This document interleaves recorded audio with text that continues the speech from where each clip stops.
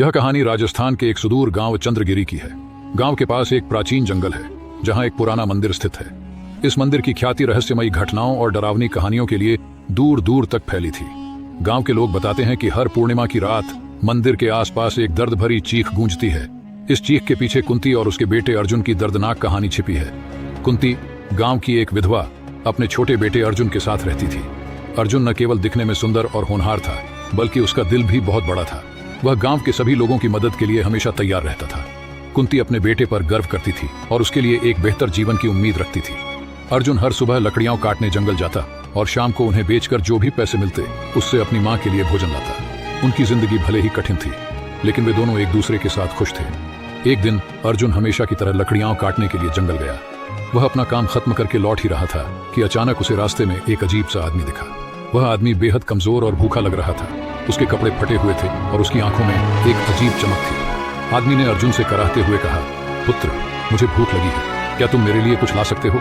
अर्जुन, जो दूसरों की मदद करने में हमेशा आगे रहता था, तुरंत अपना खाना निकालकर उस आदमी को दे दिया। जैसे ही आदमी ने खाना खत्म किया, उसके चेहरे पर एक भयानक मुस्कान आ गई। अर्जुन ने पूछा, आप कौन हैं और यहाँ अकेले क्यों हैं? आदमी ने ठाका लगाते हुए कहा, मैं कोई इंसान नहीं बल्कि एक राक्षस हूं।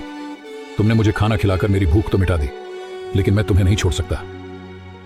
अर्जुन डर के मारे पीछे हटने लगा। उसने साहस दिखाते हुए कहा, मैंने तो आपकी मदद की है, आप मुझे क्यों मारना चाहते हैं?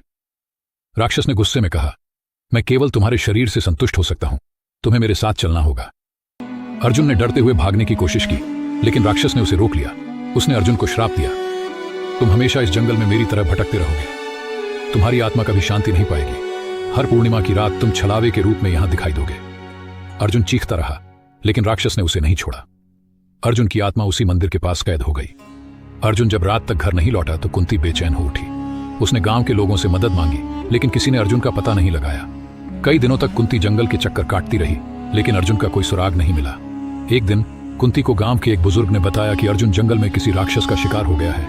यह सुनकर कुंती का दिल टूट गया। वह रोते रोते उसी जंगल में चली गई और मंदिर के पास बैठकर अर्जुन को पुकारने लगी। कुंती की आवाज सुनकर अर्जुन की आत्मा प्रकट हुई, लेकिन अर्जुन अब एक छलावा बन चुका था। उसने अपनी मां से कहा, मां, मैं अब कभी तुम्हारे पास वापस नहीं आ सकता, मुझे एक राक्षस ने श्राप दिया है। कुंती ने उस दिन वहीं अपनी जान दे दी और उसकी आत्मा भी अर्जुन के साथ उसी जंगल में भटकने लगी। आज भी चंद्रगिरी गांव के लोग बताते हैं कि हर पूर्णिमा की रात मंदिर के पास अर्जुन और कुंती की आत्माओं की चीखें सुनाई देती हैं। लोग कहते हैं कि अर्जुन की आत्मा अपनी मां के लिए रोती है और कुंती अपने बेटे को ढूंढती रहती है। गांव वालों ने उस मंदिर के पास जाना बंद कर दिया। वह जगह पूरी तरह वीरान है, लेकिन हर पूर्णिमा की रात अगर कोई हिम्मत करके वहां जाता है तो उसे अर्जुन की दर्द भरी कहानी सुनाई देती है। अगर आपको हमारी कहानियां रोचक, रहस्यमयी और दिल छू लेने वाली लगती हैं तो चैनल को सब्सक्राइब करना न भूलें, है ना?